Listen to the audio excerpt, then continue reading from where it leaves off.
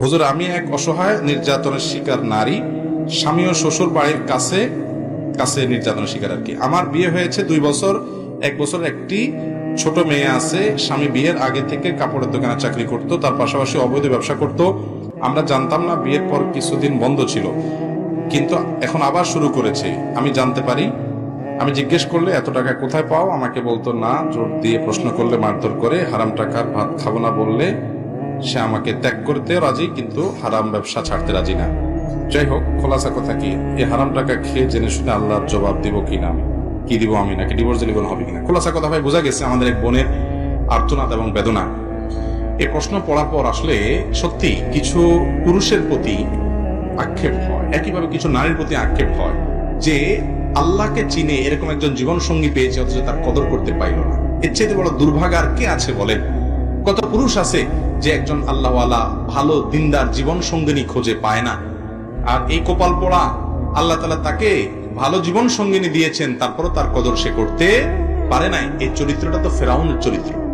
ফেরাউনকে আল্লাহ তাআলা ভালো জীবন সঙ্গিনী আসিয়ার মতো মানুষ দিয়েছিলেন, কিন্তু সে সেটার কদর করতে পারে নাই। যে স্বামী তার জীবন সঙ্গিনী, তার স্ত্রী পর্দা করতে চায়, সে তাকে বেপর্দায় নিতে চায়। স্ত্রী হালাল পথে থাকতে চায়, সে তাকে হারাম খাওয়াইতে চায়। এই স্বামীর চরিত্র তো ফেরাউনের চরিত্রের সাথে মিলে, ঠিক না ঠিক? যাই হোক, আল্লাহ তাআলা আমাদের ভাইদেরকে হেদায়েত দান করুন।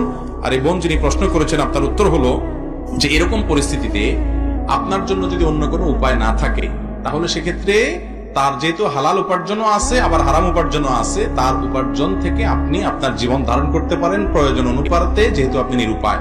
আর যদি আপনার বিকল্প কোনো পথ খোলা থাকে, তাহলে সেক্ষেত্রে তার যদি সংশোধন আশা না থাকে, তাহলে সেক্ষেত্রে আপনি তাকে ত্যাগ করার জন্য মুরব্বীদের পরামর্শ করে কিভাবে ত্যাগ হতে পারে সেই পদ্ধতি অবলম্বন করে সেই ওয়ে আপনি ধরতে পারেন।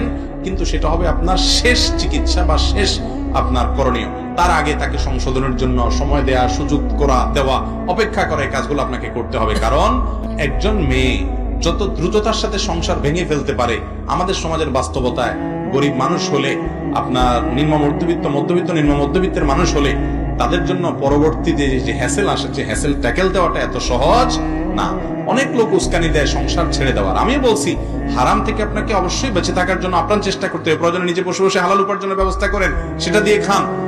আর খুঁটি হিসাবে সংসারটা টিকিয়ে রাখেন যদি কোনো বিকল্প পথ খোলা না থাকে। আর যদি মনে হয় না, নিজের প্রতি নিজের আস্থা ভরসা আছে এবং আপনার উপার্জনের আর কোনো পথ খোলা নেই, তাহলে এ অমানুষকে ত্যাগ করে হালালের পথে যাওয়ার জন্য আপনি চেষ্টা করবেন, সেটা আপনার করা উচিত।